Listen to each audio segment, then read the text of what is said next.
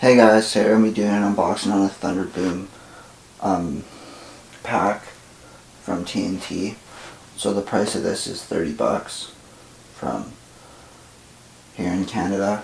So I'm just going to unbox the video right now and show you guys what's in it.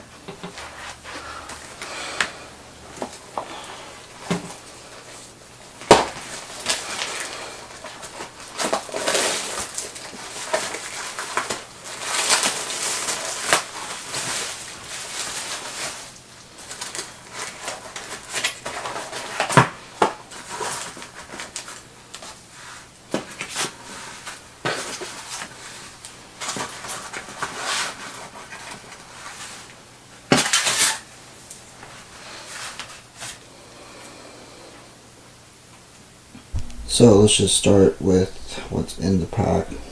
So pretty much this pack's just made up of 4 fountains and a pack of Roman candles.